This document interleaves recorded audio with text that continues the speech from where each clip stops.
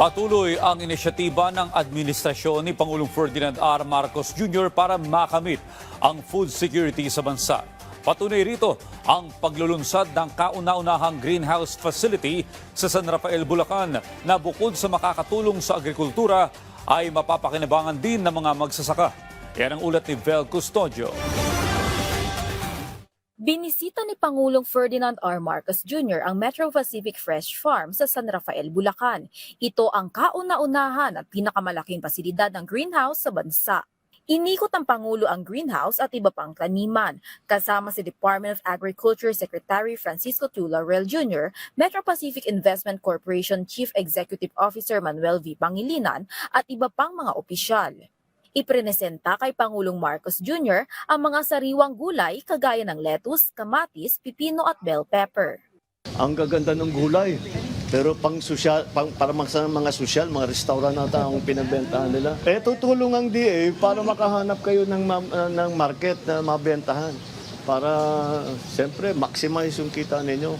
Tinignan din ng Pangulo ang makabagong teknolohiya at pasilidad na nakatutulong sa pagpapabilis sa produksyon ng palay. He's very happy to have seen a facility like this on a commercial basis and encourages us to expand. No? So, ano naman, sinabi niya kung anong kailangan natin sa gobyerno, bibigay na naman niya. He will give the kind of support we need in order to be able to replicate this facility in other parts of the country and help out in alleviating food supply, no? for the people. Gamit ang teknolohiya mula sa Israel, nababawasan ng 70% ang paggamit ng tubig at lupa. Bagamat mas kaunti ang ginagamit na kemikal para rito, kaya nitong makapag-produce ng 500 metrikong tonelada na sariwang ani kada taon. Ayon kay Metro Pacific Agro Ventures CEO Jovi Hernandez, aabot sa 9 na beses ang mas mabilis ang produksyon ng gulay sa tulong ng makabagong teknolohiya.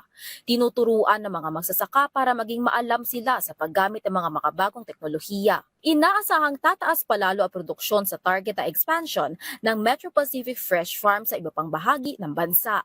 Dahil sa mataas na produksyon, na ibebenta ang mga produktong agrikultura sa merkado sa mas mababang halaga. Samantala, maglalagay na rin ng mga cold chain para manatiling sariwa ang mga ibinabiyahing produktong agrikultura. Pati mga prutas, pati mga isda, carrots, pati yung onion, hindi ba? Mabilis masira. Kaya natatalo tayo dun sa imported kasi maganda yung kanilang transportation. May refrigerator yung truck nila. Hindi ba, yan ang mga ginagawa namin. At asahan ninyo, talagang ito ay sa ilang nakaraang taon, magtatatlong taon na ako, yan talagang pinupursige namin yung sa agri. Ang proyekto ng administrasyon ni Pangulong Ferdinand R. Marcos Jr. ay patunay ng patuloy na pagtupad ng pamahalaan sa agricultural innovation para makamit ang seguridad sa pagkain. Vel Custodio para sa Pambansang TV sa Bagong Pilipinas.